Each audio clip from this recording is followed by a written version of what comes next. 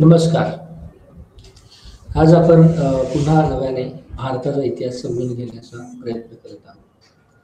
भारताचा इतिहास समजून घेत असताना त्यामध्ये असलेल्या ज्या विविध छटा आहेत, विविध पैलू आहेत आणि विविध कालगणिक घडत खेळत जाणाऱ्या गोष्टी आहेत. या सगळ्यांचा सांगोपांग आढावा घेणे आणि प्रामुख्याने आधुनिक भारताच्या संदर्भात या घडामोडींचा आढावा घेणे, ते खरं तर हे जे काही युनिट आहे त्याचं हा जो काही खंड आहे याचं वैशिष्ट्य आहे. त्यामुळे आपला जो विषय आहे तो भारताचा इतिहास आहे. तो आपण 1777 पासून ते 1949 पर्यंत हा जो काही रूढार्थाने आधुनिक भारत म्हणून ज्याला अधोरेखित केले अशा कालपटाचा इतिहास समजून घेण्याचा प्रयत्न करतो. आणि आतापर्यंत आपल्याला अवगत झालंच असेल तर हा जो काही विस्तृत असा कालपट आहे, या कालपटामध्ये विविध अशा घडामोडी घडल्या की ज्याला आपण आधुनिक असं म्हणतो. आणि म्हणून किंवा त्या जुन्याच्या तुलनेमध्ये त्या सगळ्या घटना, घडामोडी, घटित, ऐतिहासिक वास्तव हे एका वेगळ्या मूल्यांचं निदर्शक म्हणून त्याच्याकडे बघितलं गेलं. आणि ते मूल्य म्हणजे जागतिक पटलावर जर आपण बघितलं, तर वेगवेगळ्या विचारवंतांनी जे काय इमॅजिन केलं होतं, वेगवेगळ्या गोष्टींनी, वेगवेगळ्या सिद्धांतकारांनी थिअराईज केलं होतं, ते म्हणजे राष्ट्रराज्याची संकल्पना. ती त्यामध्ये लोकशाही आहे, त्यामध्ये इतर अशा असंख्य बाबी आहेत की ज्याला आपण आधुनिक या परिभाषेमध्ये ओळखतो. त्यामुळे आधुनिक कालखंडाची सुरुवात आपण खरं तर 1707 पासून गणतो की जिथून मध्ययुगीन युगाचा अस्त झाला आणि नव्या युगाची सुरुवात खरं तर भारताच्या संदर्भात ती ब्रिटिश सत्तेच्या अधिस्थापनेने झाली. तर याच्यामध्ये एक जरी नकारात्मक किंवा गोष्ट घडत असेल की इथे एक वेगळी सत्ता पुन्हा नव्याने भारतभूमीवर स्थापित होऊ पाहते, तर याचा जो आशय आहे तो मुघल साम्राज्याच्या तुलनेमध्ये कितीतरी पटीने वेगळा आणि पर्यायाने आधुनिक सदृश्य असा होता. कारण ब्रिटिश व्यवस्था भारताच्या या सगळ्या भूमीवर स्थिर स्थावर होत असतानाचे जे आपण कंपनीचे सरकार आणि ब्रिटिश सरकार असा जो इतिहास बघितला, त्यामध्ये आपल्याला हे दिसून आलंच असेल की ही मुघल साम्राज्याच्या तुलनेमध्ये एक वेगळ्या पद्धतीची सत्ता आलेली होती.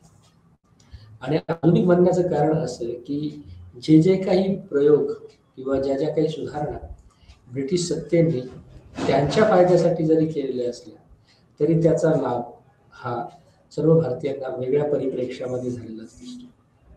आणि त्यामुळे एक वेगळ्या पद्धतीने संघटित होणे, त्या संघटितपणातून एक वेगळा संघर्ष उभा करणे आणि त्याला एक राष्ट्रीय रूप देण्याची गती खरं तर त्या सुधारणांनी केली.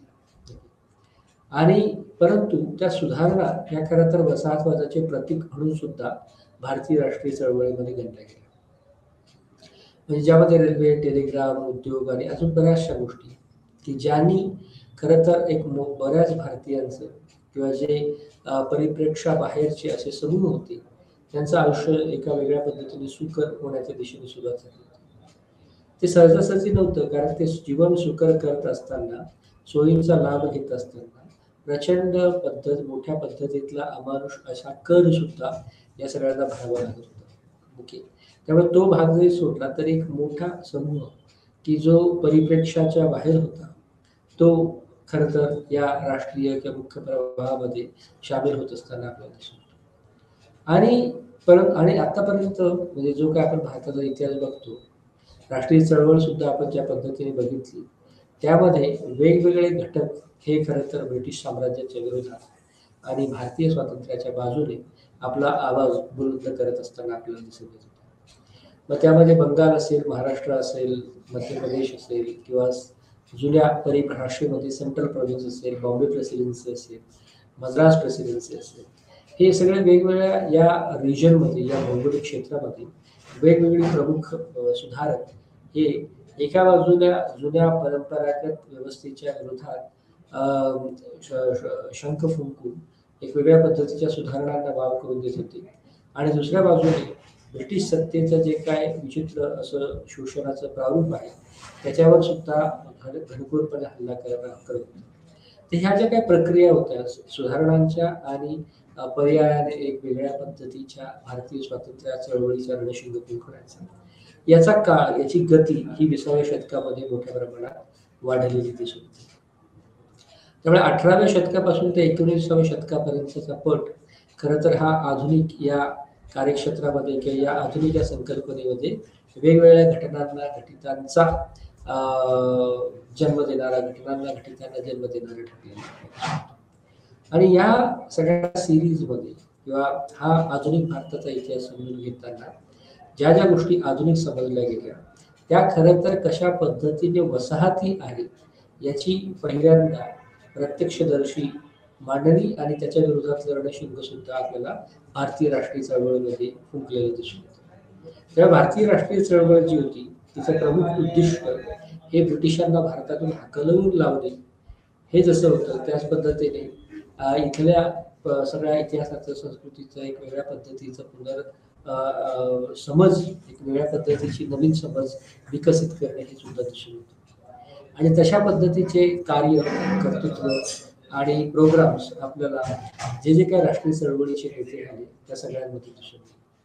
आज आपण या राष्ट्रीय चळवळीच्या परिप्रेक्षकामध्ये ज्या महत्वाच्या नेतृत्वाचा उल्लेख करत आहोत की ज्यांचं कार्य, कर्तृत्व हे भारतीय राष्ट्रीय परिप्रेक्षकामध्ये समजून घेण्याचा प्रयत्न करतो ते म्हणजे मोहनदास करमचंद गांधी, की ज्यांना संपूर्ण भारतीय हे महात्मा गांधी या नावाने ओळखतात.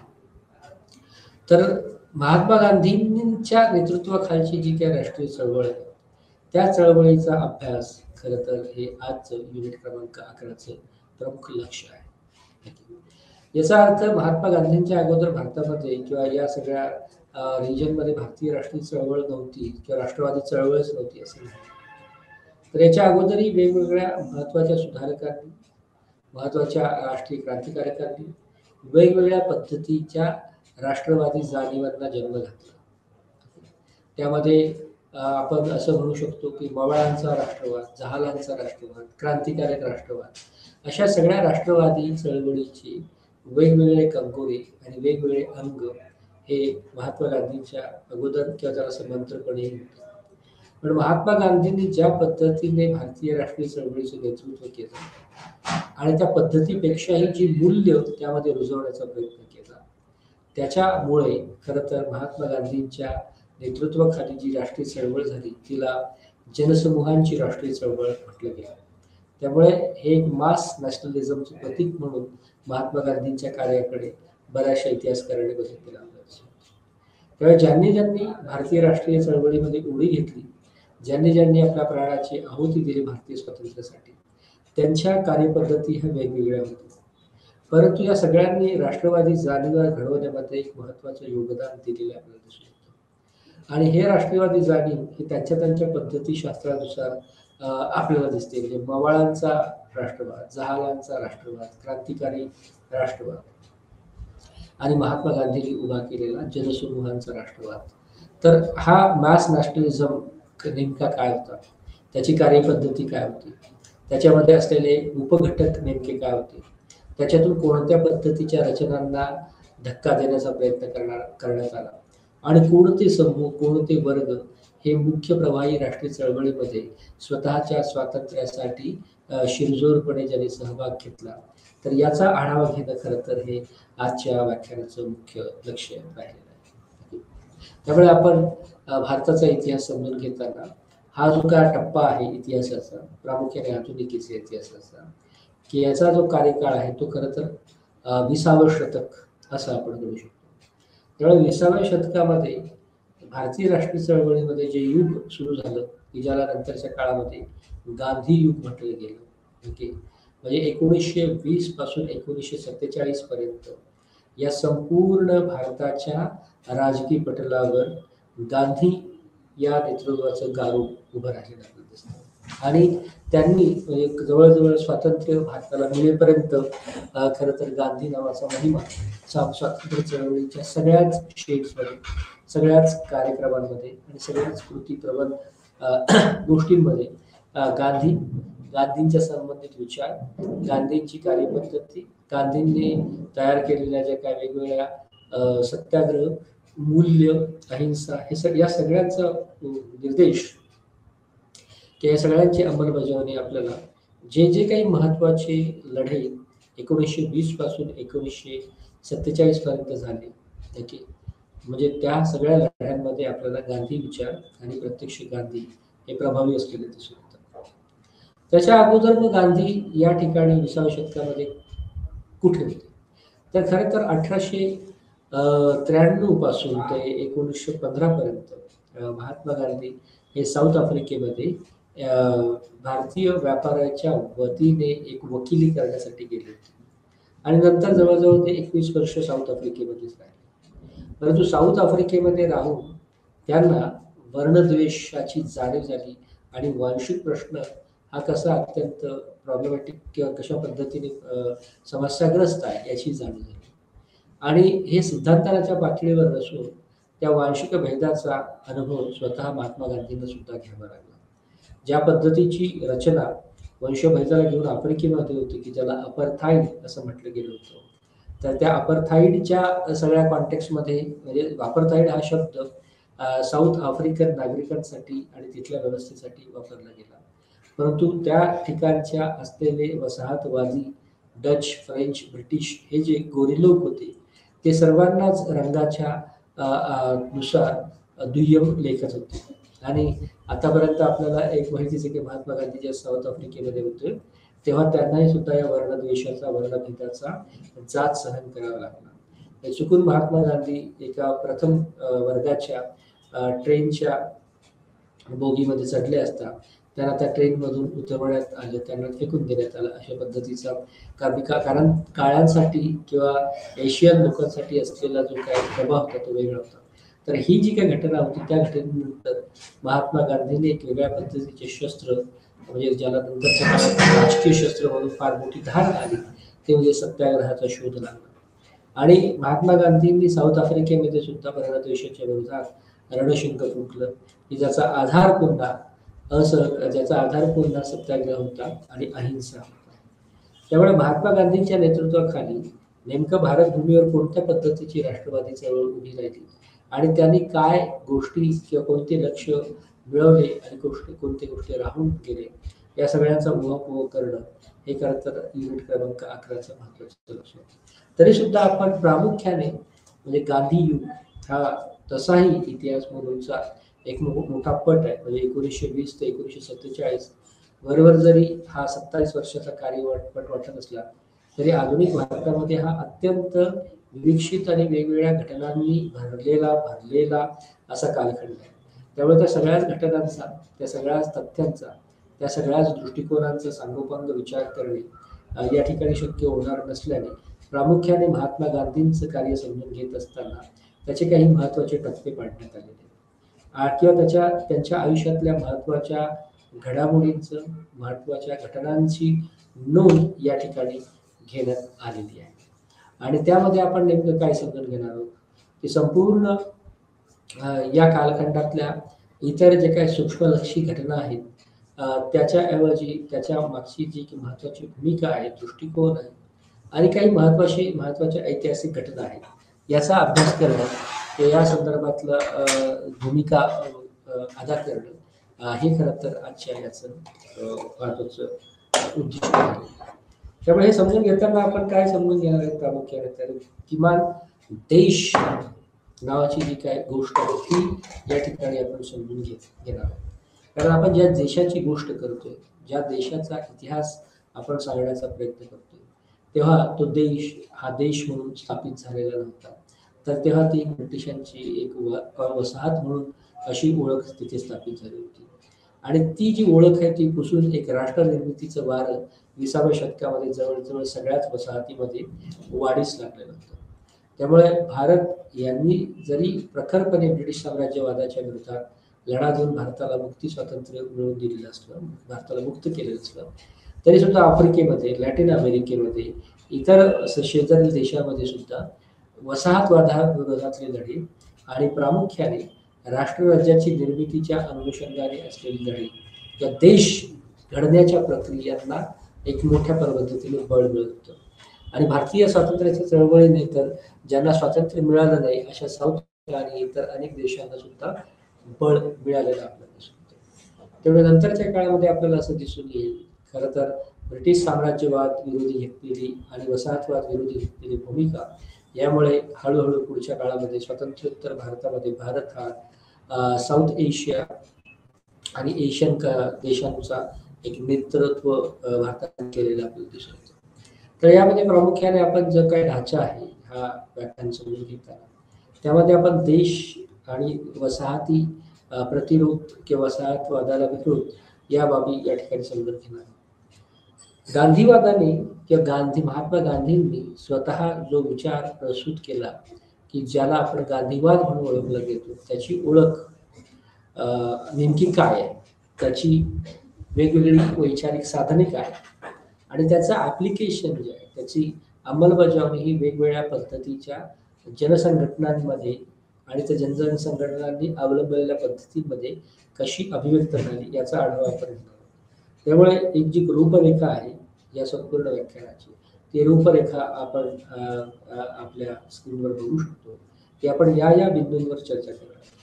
आता महात्मा गांधींनी जी वैचारिक साधने शोधली किंवा महात्मा गांधींची जी शस्त्र म्हणून उभी राहिली, तत्व म्हणून उभी राहिली ती म्हणजे नेमकं काय, तर त्यामध्ये एक सत्याग्रह होता. सत्याग्रह म्हणजे नेमका काय, तो या ठिकाणी कशा पद्धतीने अभिव्यक्त झाला आणि इतर सत्याग्रहाशी संबंधित किंवा सत्याग्रह प्रत्यक्षात येण्यासाठी ज्या काही पूर्व अटी होत्या त्याची चर्चा सुद्धा आपण या ठिकाणी करणार आहोत. म्हणजे आपण अहिंसा समजून घेणार आहोत महात्मा गांधींची. आपण धर्म आणि महात्मा गांधींचं राजकारण याची सांगड घालण्याचा प्रयत्न करणार आहोत आणि महात्मा गांधींनी कशा पद्धतीने धार्मिक कल्पना किंवा धार्मिक गोष्टींचा वापर केला आणि कशा पद्धतीने भारतामध्ये मोठ्या समूहांना सामील करून घेतलं. त्याच पद्धतीने महात्मा गांधींचा स्वराज्यविषयक विचार, स्वराज्य नेमकं काय आणि महात्मा गांधींचे स्वराज्यविषयक विचार म्हणजे नेमके काय याची सुद्धा चर्चा आपण या ठिकाणी.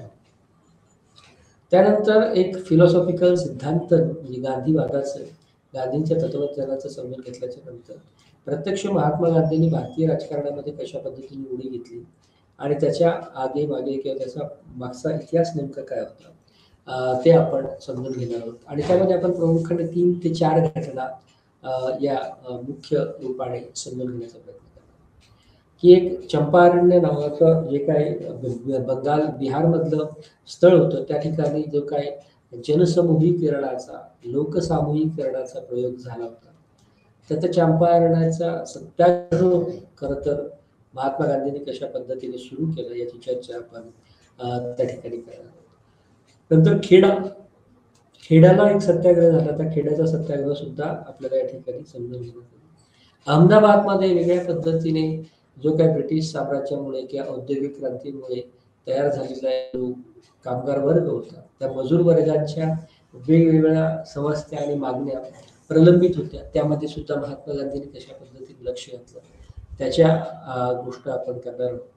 आणि शेवटी या राजकारणाच्या म्हणजे कोणत्या बॅकग्राऊंडवर कुठल्या पार्श्वभूमीवर महात्मा गांधी हे भारतीय राजकारणामध्ये अवतरले तर त्या अनुषंगाने आपण रॉलेट ऍक्ट आणि त्याच्या विरोधातला सत्याग्रह याची सुद्धा चर्चा करणार.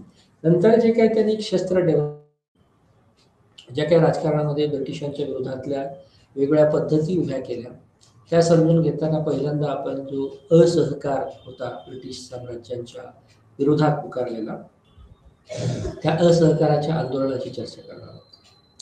त्यामध्ये असहकाराचे जे वेगवेगळे टप्पे आहेत, असहकारामध्ये ही जी चळवळ होती त्याला कशा पद्धतीने लोकांनी प्रतिसाद दिला, खिलाफत नावाची जी काही चळवळ होती त्यामध्ये महात्मा गांधींचं योगदान किंवा महात्मा गांधींची भूमिका नेमकी काय होती आणि या सगळी जी काय असहकार आंदोलन असहकार चळवळ म्हणून जी नावारूपाला आली, लोकप्रिय झाली, ओळखली गेली, त्या चळवळीचा अंत कसा झाला किंवा त्याचा शेवट कशा पद्धतीने झाला. त्यामुळे एक वेगळ्या पद्धतीचा राजकीय पद्धत म्हणून असहकाराचं आंदोलन उभं राहिलं, परंतु नंतर त्याचा अंत सुद्धा झालेला आपल्याला दिसतो. त्यानंतर सविनय कायदेभंग सुरू करण्यात आला. ही एक दुसऱ्या पद्धतीची मेथड वापरून महात्मा गांधींनी त्यांची जी भूमिका होती त्या भूमिकेपासून ते काय परागंदा झालेले नाही. जी भूमिका सुरुवातीपासून त्यांनी ब्रिटिश साम्राज्याच्या विरोधात घेतली तीच भूमिका त्यांनी सविनय कायदेभंग राबवताना सुद्धा त्याच्यामध्ये दिसत आहे. परंतु या पद्धतीमध्ये सुद्धा वेगवेगळ्या गोष्टी किंवा वेगवेगळे प्रयत्न महात्मा गांधींनी केले. तर सुरुवातीच्या काळामध्ये वेगवेगळ्या अटी किंवा सवलती ब्रिटिश साम्राज्याकडून वधवून घेण्याचा प्रयत्न केला. परंतु त्याच्यामध्ये ते फार यशस्वी झालेले नाही असं दिसल्याच्या नंतर त्यांनी प्रत्यक्ष सविनय कायदेभंगाची चळवळ आपल्याला सुरू केलेली दिसते. नंतर त्याची सुरुवात फार चांगली झाली, त्याचा प्रसार सुद्धा मोठ्या प्रमाणात झाला आणि त्याची अवनती जी आहे, त्याची परिणती जी आहे, ती सुद्धा वेगवेगळ्या पद्धतीच्या चर्चा विश्वांमध्ये घडली. म्हणजे याच्यामध्ये गांधी आयुर्वेद करार जो झाला, त्या कराराच्या अंतर्गतले मुद्दे सुद्धा आपल्याला तपासता येतील. याच कालखंडामध्ये जवळजवळ 3 गोलमेज परिषदा इंग्लंडमध्ये झाल्या. त्याचा वेगवेगळे टप्पे आपल्याला समजून घेतात. आणि शेवटचा जो एक महत्त्वाचा कंपोनंट महात्मा गांधींची प्रमुख राष्ट्रीय चळवळ समजून घेताना आपल्याला करता येईल तो म्हणजे भारत छोडो आंदोलन. त्यामध्ये आपण असहकार, सविनय आणि भारत छोडो आंदोलन या प्रमुख 3 राष्ट्रीय आंदोलनाची दखल महात्मा गांधींचं राजकीय कार्य आणि महात्मा गांधींचा विचार समजून घेताना करणार आहोत. आणि नेमकं हा विचार आणि कार्याची परिणती हे भारताचं ओळख निर्मिण्यामध्ये कशा पद्धतीने यांनी मदत केली याचा सुद्धा आपण आढावा घेऊ. भारत छोडो आंदोलनाची भूमिका घटना प्रक्रिया समजून घेतली आपण. क्रिप्स मिशन, महात्मा गांधींनी जे आव्हान केलं होतं करा अथवा मरा, त्याची सुरुवात कशी झाली, त्याचा पार्श्वभूमी काय होती, त्याचा विस्तार कसा झाला आणि त्याला ब्रिटिश साम्राज्याने कशा पद्धतीने प्रतिसाद दिला, म्हणजे दडपशाहीचं प्रारूप नेमकं काय होतं, या सगळ्या अंगाने खरं तर आपण 20व्या शतकातला भारतातलाच नव्हे तर जगातला एक महत्त्वाचा नेता म्हणून ज्यांची ओळख झाली आणि संपूर्ण भारतीयांनी त्यांना आदराने महात्मा ही पदवी बहाल केली, तसे महात्मा गांधींच्या कार्याचा आढावा या ठिकाणी आपल्याला घेणे गरजेचं आहे.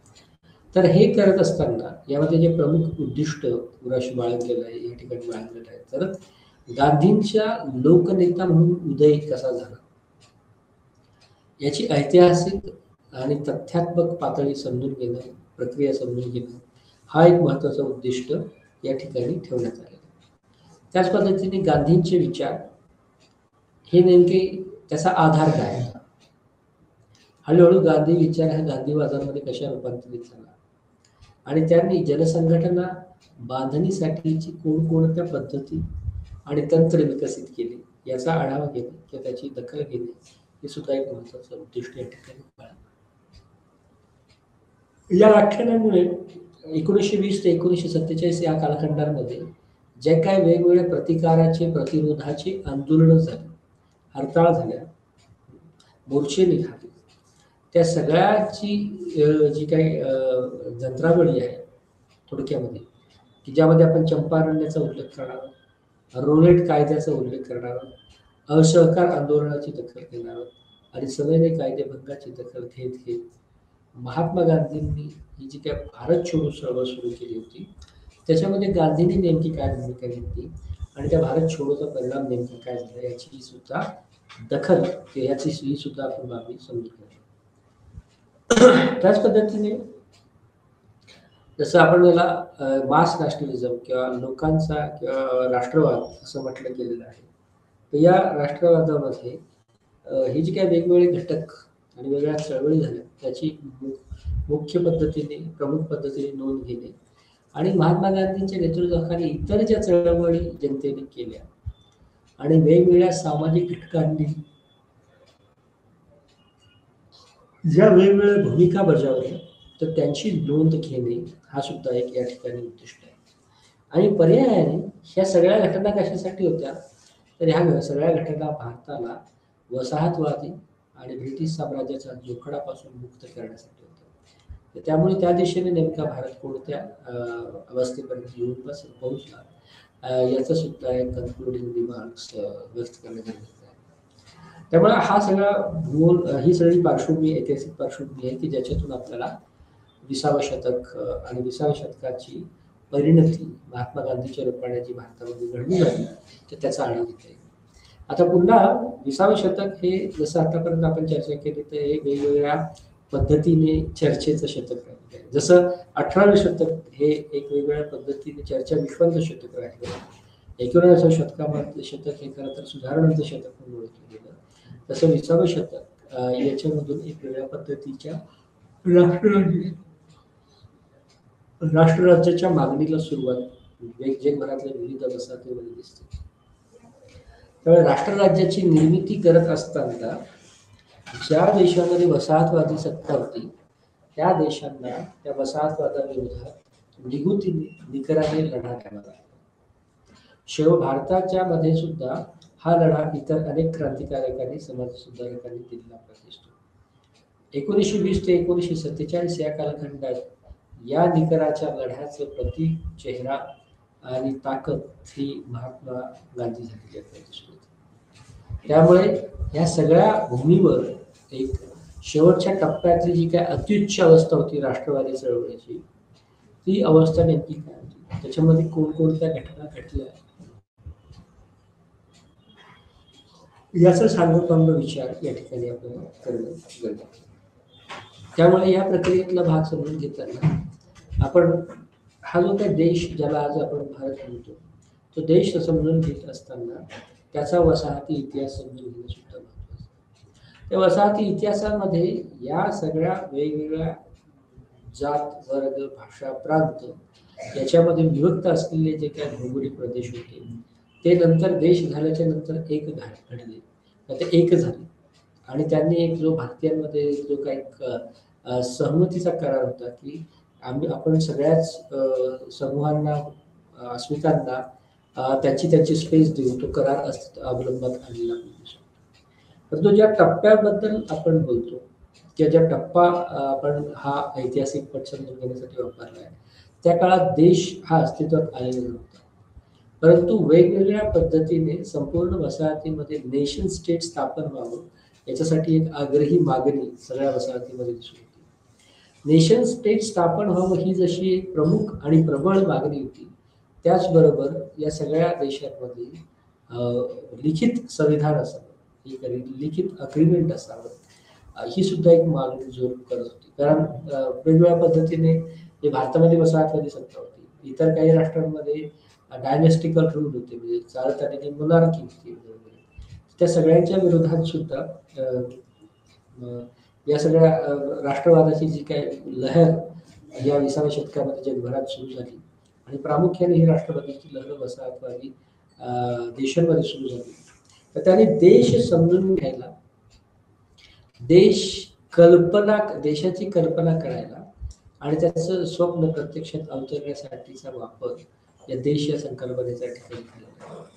आणि त्यामुळे भारताच्या संदर्भामध्ये सुद्धा वेगवेगळ्या समाजसुधारकांनी, राजकीय कार्यकर्त्यांनी भारत राष्ट्र म्हणून स्वतःची एक समज विकसित केली. परंतु वसाहती कालखंडामध्ये ही इमॅजिनरी किंवा ही काल्पनिक अशी गोष्ट होती, कारण प्रत्यक्षामध्ये वेगवेगळे भौगोलिक भूप्रदेश हे वेगवेगळ्या पद्धतीने त्यांची प्रशासन राबवत असताना आपल्याला दिसत होते, की ज्याला फेडरल गव्हर्नमेंट किंवा प्रोव्हिन्शियल गव्हर्नमेंट असं नंतरच्या काळामध्ये घेतलं. म्हणजे संघराज्यी व्यवस्था जी होती त्याची सुरुवात खरं तर या ठिकाणी आपल्याला दिसून येते. आणि सत्तेमध्ये किंवा केंद्रामध्ये जी सत्ता होती ती सत्ता आणि राज्यामध्ये प्रोव्हिन्शियल गव्हर्नमेंट म्हणूनची सत्ता, याच्यामध्ये वेगवेगळ्या पद्धतीच्या वेगवेगळ्या घटना आपल्याला दिसून येतात. आता महात्मा गांधी, ज्यांचं पूर्ण नाव आहे मोहनदास करमचंद गांधी म्हणून नोंदलेलं आहे, त्यांचा जन्म खरं तर हा गुजरातचाच. 2 ऑक्टोबरला त्यांचा जन्म झाल्याच्या बराचसा कार्यकाळ, म्हणजे त्यांचा तारुण्याचा जो कार्यकाळ होता ते लंडनमध्ये त्यांनी लॉची डिग्री कमावली. लॉचं शिक्षण, कायद्याचं शिक्षण त्यांनी लंडन या ठिकाणी घेतलेलं होतं. नंतरच्या काळामध्ये नंतर ते बॅरिस्टर या पदवीपर्यंत सुद्धा पोहोचले. परंतु जसं आपण अगोदर पार्श्वभूमी म्हणून समजून घेतलं तर महात्मा गांधींचा सुरुवातीचा बराचसा काळ, म्हणजे विशेषतः 21 वर्ष ही साऊथ आफ्रिकेमध्ये गेली आणि त्यांनी साऊथ आफ्रिकेमध्ये तिथल्या लोकांची वर्णद्वेषाची, वर्णभेदाची लढ्यामध्ये एक सहाय्यक भूमिका, त्या विरुद्ध एक सहाय्यक भूमिका पार पाडली. कारण महात्मा गांधींना स्वतःला सुद्धा त्या वांशिक भेदभावाचा सामना करावा लागला होता. आणि म्हणून महात्मा गांधींची बरीचशी वैचारिक साधनं जी आहेत ती साऊथ आफ्रिकेच्या भूमीत तयार झालेली आपल्याला दिसून येतात. परंतु महात्मा गांधी सुरुवातीपासून वेगवेगळ्या पद्धतीच्या ज्ञान परंपरेमध्ये, ज्ञानाच्या क्षेत्रामध्ये, वाचना क्षेत्रामध्ये होत असल्यामुळे त्यांच्यावर इतर अनेक सुद्धा गोष्टींचा प्रभाव पडला. त्यामुळे महात्मा गांधी हे खऱ्या अर्थाने म्हणजे त्यांचं प्रत्यक्ष वर्तणूक आणि इतर बाबतीमध्ये सुद्धा धार्मिक असलेले आपल्याला दिसून येतात. त्यामुळे त्यांच्या विचारांवर वैष्णव विचारांचा प्रभाव, त्याच पद्धतीने जैन प्रणालीचा प्रभाव दिसून येतो. धार्मिक बाबतीमध्ये वैष्णव जैन यांच्या प्रभावासहितच इतर ज्या काय बाबी होत्या म्हणजे ज्यामध्ये रस्किन, थोरो, ओके, हे सगळे महत्वाचे विचारवंत होते. यांचा सुद्धा प्रभाव त्यांच्या सगळ्या विचार विश्वावर झालेला दिसून येतो. आणि त्यांना जो काही अनुभव साऊथ आफ्रिकेच्या वसाहतीमध्ये आला की जिथे त्यांनी वसाहतवाद विरोधी एक वेगळ्या गोष्टीचा शोध लावला, ते म्हणजे सत्याग्रह. सत्याग्रह म्हणजे खरं तर एक सत्याचा आग्रह धरणारी घटना किंवा सत्याचा आग्रह धरणारी चळवळ असं आपण त्यासाठी म्हणूया.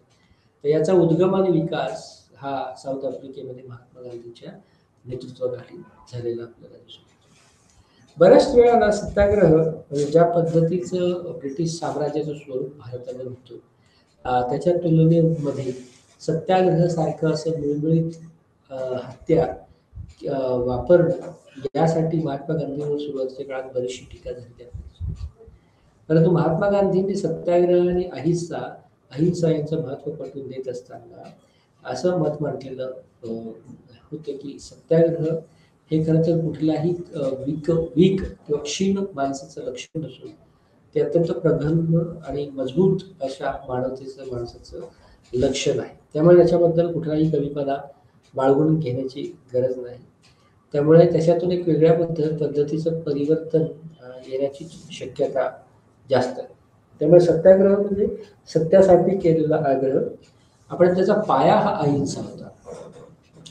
महात्मा गांधींवर जे काही रस्किन बॉन्ड आणि थोरो इतर जे काही विचारवंत होते त्यांच्या विचारांच्या प्रभावामुळे सुद्धा महात्मा गांधींनी असहकार, सत्याग्रह, अहिंसा या तत्वाचा स्वीकार केला असावा अशी म्हणायला जात आहे.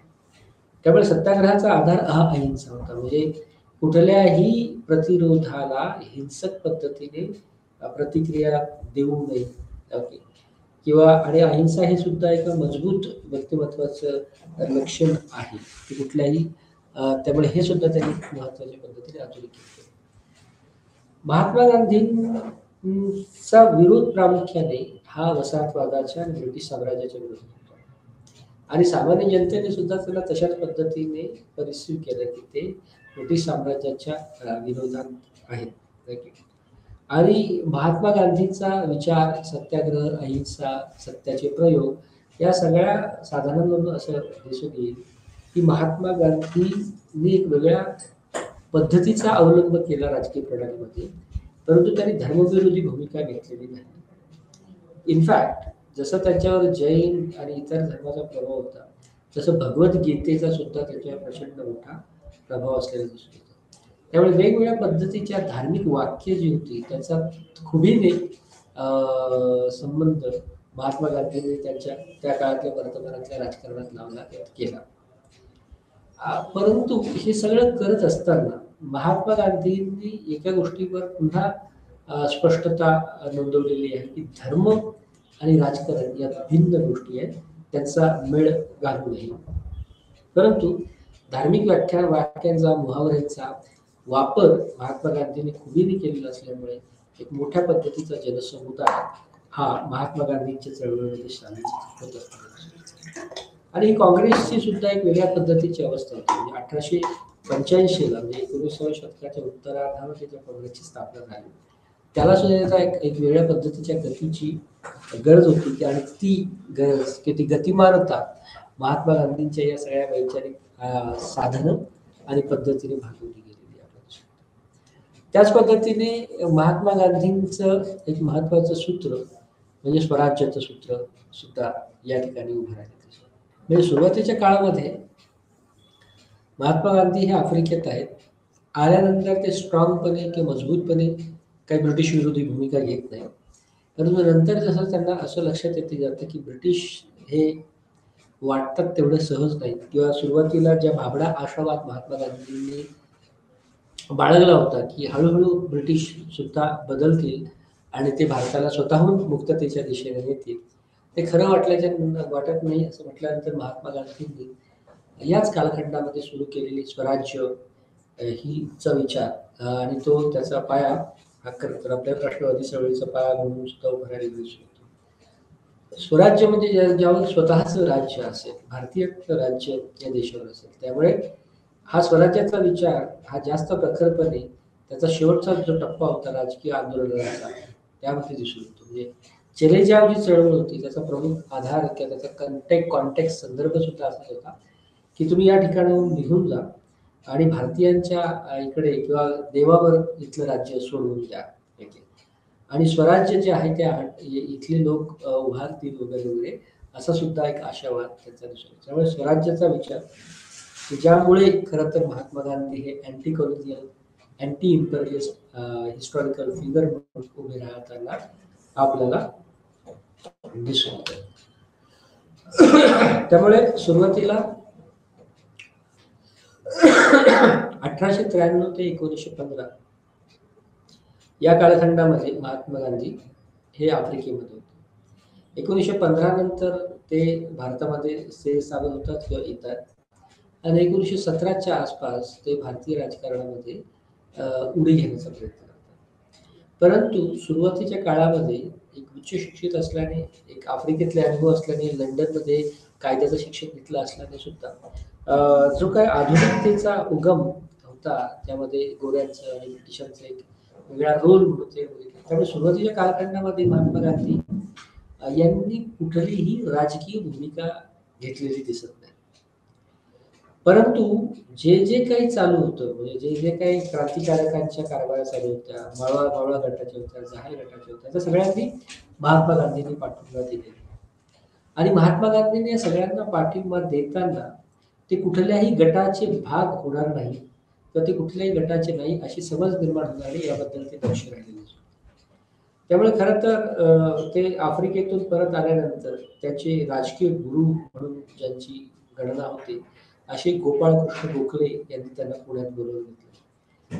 गोपाळकृष्ण गोखलेंनी सुरू केलेले जे काही सर्वंट सोसायटी ऑफ इंडिया आहे त्याच्यामध्ये त्यांनी कार्यभार कार्य करावं असंही सुचवलेलं आपल्याला दिसून येतं.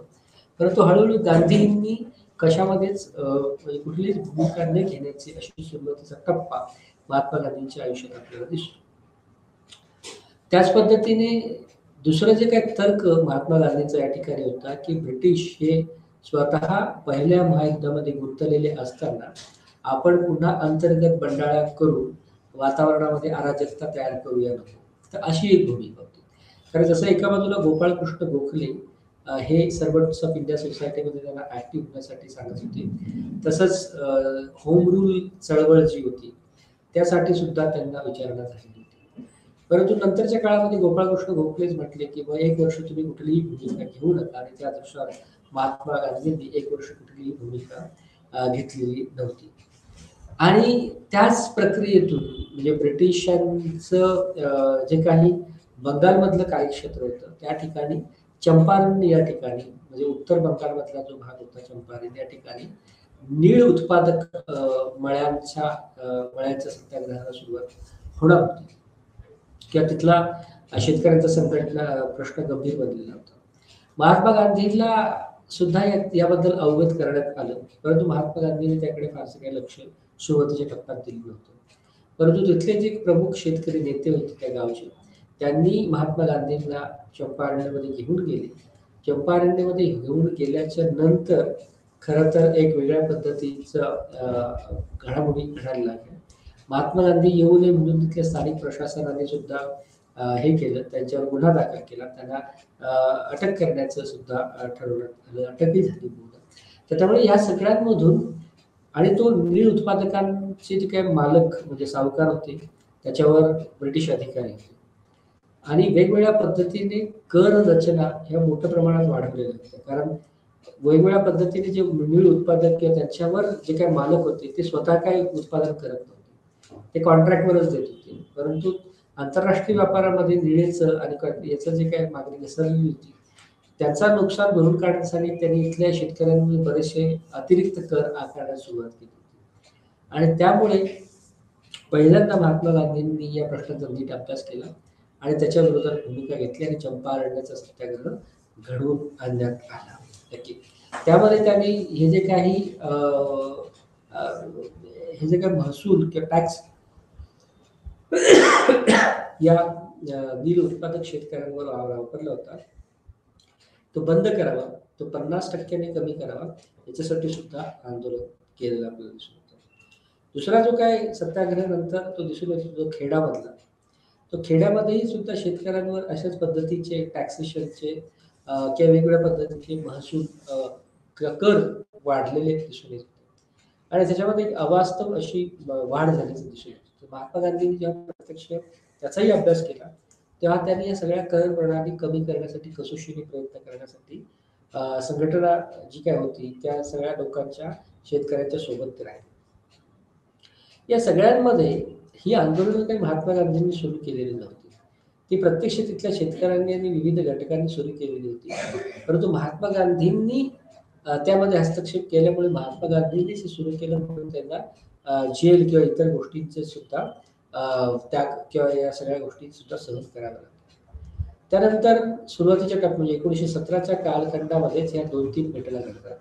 चंपारण्याचा सत्याग्रह, खेडाचा सत्याग्रह, अहमदाबाद या ठिकाणी जो काही नव्याने उदयास आलेला मजूर वर्ग होता त्या मजूर वर्गाच्या दिशेने कारखानदारांनी सुद्धा एक वेगवेगळ्या पद्धतीच्या अन्यायकारक कर प्रणाली अवलंबली होती आणि त्यामुळे कुणीही तो कर भरू नये आणि या सगळ्याचं कुठेही काही होत नाही म्हणून गिरणी मालकांनी किंवा त्या सगळ्या फॅक्टरी ओनर्सनी टाळेबंदीची घोषणा केली.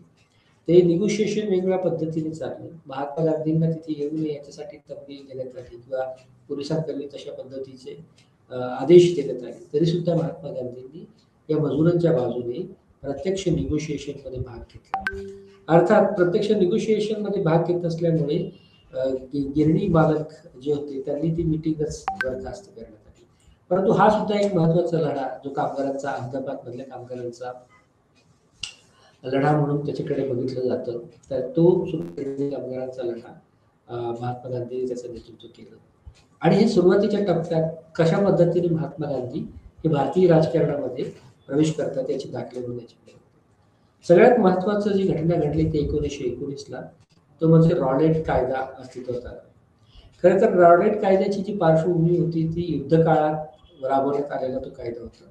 परंतु नंतर युद्ध संपल्यानंतर सुद्धा तो कायदा तसाच ठेवण्यात यावा आणि असं ते झालं. या कायद्याच्या अंतर्गत ब्रिटिश सरकारला कुठल्याही संशयित व्यक्तींवर केस दाखल करण्याचा त्याला तुरुंगात डांबण्याचा अधिकार मिळाला नव्हता आणि हो असा अन्यायकारक कायदा होता. त्यामुळे महात्मा गांधींनी या कायद्याच्या विरोधात सुद्धा भूमिका घेतलेली आपल्याला दिसून येते. त्यामुळे मोठ्या प्रमाणात या कायद्याच्या विरोधात चौरी चौरा, जालियनवाला बाग आणि या सगळ्या ठिकाणी आंदोलन झाल्याचे दिसून येतात किंवा वेगवेगळ्या पद्धतीने प्रतिकार झाल्याचा दिसून येतो. आणि या सगळ्यामध्ये पहिल्यांदा जालियनवाला बाग इथे एक वेगळ्या पद्धतीने शांततेच्या रूपाने जे काही रॉलेट ऍक्टच्या संदर्भात जनांदोलन उभं राहिलं होतं त्याच्यावर तत्कालीन जो काही जनरल डायर होता त्यांनी गोळीबाराचे आदेश दिले ज्यामध्ये असंख्य लोक म्हणजे शासकीय आकडेवारीनुसार 379 परंतु गैरसरकारी आकडेवारीनुसार असंख्य लोक या ठिकाणी मारले गेले. याच रॉलेट ऍक्टच्या विरोधात चौरी चौरा या ठिकाणी सुरुवातीच्या काळामध्ये ब्रिटिश विरोधात किंवा पोलीस चौकीच्या विरोधात भारतीय लोकांनी उठाव केला आणि जवळजवळ त्यामध्ये 13 पोलीस मारले गेले. आणि ह्या सगळ्याच्या याच्यातून एक वेगळ्या पद्धतीचा राजकीय अवकाश महात्मा गांधींसाठी तयार होतो आणि महात्मा गांधी सुद्धा याच्यामध्ये मोठ्या प्रमाणामध्ये हिरिरीने भाग घ्यायला सुरुवात त्यांनी केली. सुरुवातीच्या काळातली त्यांची जी भूमिका होती ब्रिटिश साम्राज्याबद्दल ती पूर्णपणे बदलत गेलेली आपल्याला दिसून येते. आणि नंतरच्या काळामध्ये महात्मा गांधी ज्या पद्धतीने ब्रिटिशांचं बिहेवियर किंवा ब्रिटिशांचं प्रत्यक्ष वर्तणूक जवळून बघतात, त्यामुळे त्या सगळ्या ब्रिटिशांच्या धोरणाशी असहकाराचं आंदोलन महात्मा गांधी सुरू करतात. आणि या असहकाराच्या आंदोलनामध्ये सुद्धा वेगवेगळे टप्पे म्हणून उभे राहतात. म्हणजे 1920 मार्च 1921-22ला पासून हे असहकाराचं आंदोलन सुरू होतं आणि बराच काळ चालतं.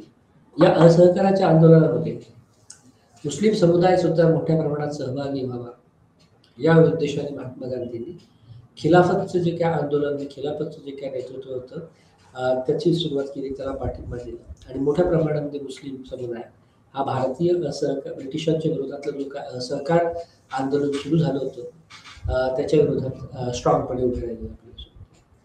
अर्थात खिलाफत ही जी होती ती देशाबाहेरची घटना होती. म्हणजे तुर्कस्तान हा जो काही देश होता, त्या तुर्कस्तानमध्ये म्हणजे तुर्कस्तान हा खरं तर महायुद्धामध्ये पडलेला होता. ब्रिटिश साम्राज्य जिंकलं आणि ब्रिटिशांची जिंकले आणि तुर्कस्तान हारला. त्यामुळे ब्रिटनने तिथला खलिफा हटवून टाकला. त्यामुळे त्या खलिफाच्या पुनर्स्थापनेसाठी खरं तर खिलाफत आंदोलन किंवा खिलाफत चळवळ होती. परंतु महात्मा गांधींच्या धोरणी दृष्टीने त्यांना सुद्धा भारतीय चळवळीच्या मुख्य प्रवाहामध्ये आणण्यामध्ये त्यांना यश आलं. आणि असहकार म्हणजे वेगवेगळ्या टप्प्यांवर असहकार आंदोलन सुरू झालेलं आपल्याला दिसून येतं. परत आणि या असहकारामध्ये प्रचंड मोठ्या प्रमाणात वेगवेगळे समूह, शेतकरी, कामगार, मुस्लिम असे सगळे याच्यामध्ये केलेले आपल्याला दिसून येतात. या असहकाराच्या आंदोलनामध्ये एक प्रमुख भूमिका महात्मा गांधींची होती, ती काय म्हणजे अहिंसा. त्यामुळे कुठल्याही पद्धतीने अहिंसा होऊ नये यासाठी महात्मा गांधी प्रयत्नशील होते. असहकाराचे सुद्धा वेगवेगळे टप्पे आपल्याला बघायला मिळतात. त्यामुळे या असहकाराच्या आंदोलनामुळे ब्रिटिश साम्राज्याला एक वेगळ्या पद्धतीचा धक्का बसलेला दिसून येतो. कारण अगोदरचे जे काय आक्रमण किंवा प्रतिरोध किंवा प्रतिकाराला कशा पद्धतीने सामोरं जायचं हे ब्रिटिश साम्राज्याला कळत होतं. अशा पद्धतीच्या असहकाराच्या आंदोलनाला कशा पद्धतीने सामोरं जायचं असा एक थोडासा प्रश्न. पण तरी सुद्धा ब्रिटिश साम्राज्याने या सगळ्या चळवळी त्या कुठल्या का नावाने असो त्याला दडपण्याचा मोठ्या प्रमाणात प्रयत्न केलेला आपल्याला दिसून येतो. असहकाराच्या चळवळीला मोठ्या प्रमाणात पाठबळ मिळालेलं दिसून येते. पण ज्या घटनांचा अगोदरचा उल्लेख केला म्हणजे त्यामध्ये घडलेली चौरी चौदाची घटना आणि त्यामध्ये असहकाराचं आंदोलन महात्मा गांधींनी स्वतः सुरू केलं. परंतु प्रत्यक्ष लोकांनी ते एका उंचीवर नेलं आणि त्यामध्ये वेगवेगळ्या आंदोलनामध्ये वेगवेगळ्या पद्धतीच्या ज्या हिंसा घडल्या म्हणजे चौरी चौरा प्रकरण असेल की ज्यामध्ये जनसमुदायांनी जवळजवळ 13 पोलिसांना मारून टाकण्यात आलं, ते पोलीस चौकीला आग लावण्यात आली. अशा आणि इतर घटना की ज्याची पार्श्वभूमी खरं तर रॉलेट ऍक्ट आणि बरंच काय करतं आणि त्यामुळे या असहकार आंदोलनाला असहकार चळवळीला मोठा प्रतिसाद मिळत असून सुद्धा महात्मा गांधींनी ती चळवळ मागे घेतली असहकारी चळवळ. आणि त्यामुळे बरेचसे काँग्रेस नेते आणि इतर सगळे जे काही राष्ट्रीय नेतृत्व होतं त्यांना हा आश्रयाचा एक मोठ्या पद्धतीचा आश्चर्य व्यक्त केलं त्यांनी की जी चळवळ एक जोर पकडते, ज्याने एक मोठ्या पद्धतीचा इम्पॅक्ट केला, ज्याने ब्रिटिश सुद्धा एका लेवलवर बॅकफूटवर गेले, तरी सुद्धा महात्मा गांधींनी ती संपवण्यात आली. आणि नंतरच्या काळात महात्मा गांधींनी एक वेगळ्या पद्धतीची चळवळ सुरू केली की ज्याला सविनय कायदेभंगाची चळवळ म्हटली गेली. अर्थात सविनय कायदेभंगाची जी चळवळ होती ती चळवळ भारतीय राष्ट्रीय काँग्रेस जी होती त्याच्यामध्ये रिझोल्युशन पास करून जर हे सगळे ब्रिटिश आपल्या ऐकणार नसतील तर भारतीय लोक हे पूर्णपणे जो काही कायदा आहे तो उधळून लावतील, त्याचं पालन करणार नाही. अर्थात त्याच्यामध्ये हिंसा करणार नाही, सविनय पद्धतीने कायद्याचं भंग करण्यात येईल. त्याच्यामुळे हा खरं तर तो आणि याच्यामध्ये सुरुवातीच्या काळामध्ये महात्मा गांधींनी ब्रिटिशांसोबत निगोशिएशन सुद्धा केलेलं आहे, म्हणजे करण्याचा प्रयत्न केला. म्हणजे आयुर्वेद सोबतचं त्यांनी असं म्हटलं की जर तुम्ही हे जे काही सगळ्या कामगारांच्या विरोधातले टॅक्सेशन इतर गोष्टी ते मागे घ्याल, सगळ्यांना मुक्ततेचं वातावरण द्याल आणि हे सगळं जर करणार असेल तर कायदेभंगाची चळवळ सुरू करण्यात येणार नाही. परंतु ती ज्या चर्चा सगळ्या फोल ठरल्या त्यावेळेस सुरुवातीला महात्मा गांधींनी वेगवेगळ्या सवलती ब्रिटिश सरकारकडून भारतीय स्वातंत्र्याच्या बाजूने किंवा भारतीय स्वातंत्र्य लढ्याच्या बाजूने मिळवण्याचा प्रयत्न केला, तर तो काही वर्कआउट झाला, तो काही पूर्णपणे अंमलबजावणी त्याची झालेली दिसत नाही. आणि म्हणून नंतर भारतीय राष्ट्रीय काँग्रेसच्या रिझर्वेशनमध्ये किंवा त्यामध्ये सविनय कायदेभंगाची चळवळ सुरू करण्याचा ठराव पास करण्यात आला. सविनय कायदेभंगाची सुरुवात ही पहिल्यांदा साबरमती येथेच जवळजवळ 179 सहकाऱ्यांसोबत सुरू करण्यात आली, की जी दांडी मार्च या नावाने ओळखली गेली. त्यामुळे दांडी मार्च हा खरं तर ब्रिटिशांचा जो काही मिठावर कर लावण्याचा कायदा होता, त्या कायद्याच्या विरोधात सुरू केलेली होती. मीठ ही अत्यंत बेसिक किंवा मूलभूत अशी गोष्ट की संपूर्ण भारतीय हे त्याच्या दैनंदिन जगण्यामध्ये मिठाचा वापर करत होते. त्यामुळे त्याला प्रचंड मोठा सुरुवातीच्या काळामध्ये जरी कमी प्रतिसाद मिळाला असला, तर नंतर त्याच्यावर दांडी मार्चची यात्रा ही फार मोठी झाली. आणि दांडी मार्च हा खरं तर एक महत्वाचा चेहरा बनला या सगळ्या चळवळीचा. आणि त्याचा हळूहळू प्रसार या कायदेभंगाच्या विरोधात किंवा वेगवेगळ्या पद्धतीचे कायदे मोडण्याच्या दृष्टीने सुरू झाला. याला दाबून टाकण्याचा वेगवेगळे प्रयत्न ब्रिटिश सरकारने सुद्धा केलेले दिसून येतात. त्यासाठी गांधी आणि आयर्विन करार सुद्धा झाला, की ज्यामध्ये काही गोष्टी आयर्विनने मान्य करण्याचा प्रयत्न केला. ओके, मग त्यामध्ये पण त्याचा जो मुख्य रोख होता की युद्ध संपल्याच्या नंतर भारताला हे करण्यात येईल, भारताला स्वातंत्र्य देण्यात येईल, या गोष्टींची मान्यता घेण्यात येईल वगैरे वगैरे. गांधी यांनी या सगळ्या ज्या काही आयर्विन करारामध्ये किंवा इतर ज्या काही बाबी ते प्रॉमिस करत होते, त्याला एका बुडणाऱ्या बँकेने पोस्ट डेटेड चेक द्यावा अशा पद्धतीची भलामण या सगळ्या त्यांनी जे काय ब्रिटिश साम्राज्याने जे काय करार किंवा प्रॉमिस किंवा वचन देण्याचा प्रयत्न केला त्याची केलेली आहे. त्यामुळे महात्मा गांधींनी किंवा ब्रिटिशांनी ज्या पद्धतीने आश्वस्त करण्याचा प्रयत्न केला, त्यांच्यामध्ये त्यांचा हेतू काही नीट दिसला नाही. आणि युद्ध संपल्यानंतर या सगळ्या गोष्टी प्रोव्हाइड केल्या जातील अशा पद्धतीचा खरं तर तो चर्चा त्या ठिकाणी होती. एका बाजूला देशामध्ये असहकार, सविनय कायदेभंग अशा गोष्टी चालू होत्या. दुसऱ्या बाजूने तिकडे 1932 च्या काळामध्ये गोलमेज परिषदेचं आयोजन करण्यात आलं होतं. आणि त्यामध्ये सुद्धा महात्मा गांधींना वळवण्याचे, आपल्या बाजूने करण्याचे ब्रिटिशांनी बरेचसे प्रयत्न केले, परंतु महात्मा गांधी ह्या त्यांच्या भूमिकेवर ठाम राहिले असते. सविनय गोलमेज परिषदेमध्ये नंतरच्या काळात खरं तर जे काही मुद्दे आले गोलमेज परिषदेमध्ये, की वेगवेगळ्या पद्धतीचे जे गट स्वतंत्र मतदारसंघाची मागणी करत होते. त्यामध्ये B.R. आंबेडकर होते, त्यामध्ये अजूनही बरीचशी मंडळी होती. तर त्यामध्ये ब्रिटिशांनी सुरुवातीला दलित आणि हिंदू या दोन वेगळ्या एंटिटी मान्य केल्या होत्या आणि तशा पद्धतीने त्यांना अधिकार किंवा मतदारसंघाची रचना देण्याची दिशेने केलं होतं. परंतु महात्मा गांधींनी त्यांना मोठ्या प्रमाणामध्ये विरोध केला. ओके, आणि त्यामुळे त्यांनी असं सांगितलं की दलित हे हिंदू या महत्वाच्या म्हणजे धर्माचाच भाग मानले जावे. आणि नंतरच्या त्या गोलमेज परिषदेने आंबेडकरांनी सुद्धा त्याला सहमती दिली.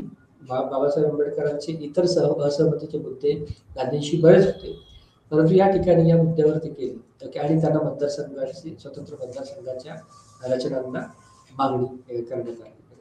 त्यामुळे गोलमेज परिषदेमध्ये सुद्धा वेगवेगळ्या पद्धतीचं प्रतिनिधित्व भारतीयांचं महात्मा गांधींनी केलेलं आपल्याला दिसून येतं. या सगळ्या गोलमेज परिषदा आणि असहकार, सविनय कायदेभंग या सगळ्याच्या नंतर एक शेवटचा महत्वाचा जो काही लढा होता आणि या सगळ्या गोलमेज परिषदा किंवा गांधी आयोगीन पॅक्टमध्ये सुद्धा ज्या वचन देण्याचा प्रयत्न केला होता ती धुडकावून लावून पहिल्यांदा तुम्ही इथून निघून जा अशी एक चळवळ सुरू करण्यात आली, की जी 1942 ला करण्यात आली होती. त्या ठिकाणी जो काही क्रिप्स मिशन होतं ते भारत भेटीवर आलं होतं आणि ते भारताची फाळणी आणि इतर सगळे भारताचे स्वातंत्र्य आणि इतर सगळ्या गोष्टींची चर्चा त्या क्रिप्स मिशनमध्ये होती. त्यातल्या बरेचसे मुद्दे हे भारतीयांना बिलकुल मान्य नव्हते. क्रिप्स मिशनने जो प्रस्ताव भारतीयांच्या बाजूने ठेवला होता तो युद्ध काळापुरती घेतलेली उसंत म्हणून त्याच्याकडे बघितलं गेलं आणि युद्ध संपल्यानंतर बऱ्याचशा गोष्टींची पूर्तता केली जाईल असा त्या क्रिप्स च्या प्रस्तावाचा मुख्य गाभा होता, की ज्याच्याबद्दल कुणालाही फार त्यांनी विश्वास ठेवला नाही. त्यामुळे गांधींनी चले जावची सुरुवात 1942ला मुंबईच्या ऑगस्ट क्रांती मैदान इथून सुरू केली. 9 ऑगस्ट 1942ला. तिथे त्यांनी सर्व भारतीयांना करा किंवा मरा असं आवाहन केलं आणि चळवळीची सुरुवात केली. ब्रिटिशांना भारतातून हुकलून लावा आणि त्यासाठी अहिंसेचा वापर करा, हे सुद्धा एक महत्व. म्हणजे करा आणि मरा, तर तो अहिंसेचं तत्व सोडू नका, अशा पद्धतीची ती चळवळ होती. त्यामुळे मोठ्या पद्धतीतला मोठ्या प्रमाणामधलं जनसमूह या भारत छोडो आंदोलनामध्ये सुरू झाला. त्याच पद्धतीने इथे मुंबईमध्ये सुरू झालेली भारत छोडो चळवळीचं प्रारूप आपल्याला बंगाल, बिहार, ओडिशा आणि इतर ठिकाणी सुद्धा बघायला मिळतं. तर महात्मा गांधींच्या आयुष्यामधल्या या सगळ्या महत्त्वाच्या घटना होत्या, की ज्यांनी भारतातल्या राष्ट्रवादी चळवळीला, चेतनेला एक वेगळा वाव दिला, त्याला प्रत्यक्ष कृती कार्यक्रम दिला आणि मोठ्या प्रमाणामध्ये ब्रिटिशांच्या विरोधातला आक्रोश चॅनलाइज करण्याचा प्रयत्न केला. भारत छोडो आंदोलन हे बऱ्याच प्रमाणामध्ये पसरलं, व्यापक झालेलं असलं तरी सुद्धा मोठ्या प्रमाणामध्ये ब्रिटिशांनी त्यावर दडपशाही करण्याचे प्रयत्न केले आणि बऱ्याच लोकांना अरेस्ट, म्हणजे जवळजवळ बऱ्याच असंख्य देश पातळीवरच्या लोकांना जेलमध्ये जावं लागलं. वेगवेगळ्या लोकांवर वेगवेगळे गुन्हे नोंदवले गेले. जवळजवळ 25 लाख रुपयाचा या सगळ्या गोष्टींमध्ये सहभाग घेतला म्हणूनचा नुकसान भरपाई वसूल करण्यात आली. वेगवेगळ्या प्रदेशातली नोंदी जर बघितल्या आपण तर अशा पद्धतीने महात्मा गांधींच्या नेतृत्वाखाली 1917 पासून ते 1942 पर्यंत आणि प्रामुख्याने 1920 पासून 1942 पर्यंत म्हणजे असहकाराची चळवळ, सविनय कायदेभंग ते भारत छोडो असा एक मोठा व्यापक पट महात्मा गांधींनी या सगळ्या पार्श्वभूमीवर त्याचं नेतृत्व केलं आणि 1947ला भारत स्वातंत्र्य होण्याच्या दिशेने प्रवास सुरू केलेला आपल्याला आज आपण इथे थांबूया. नमस्कार.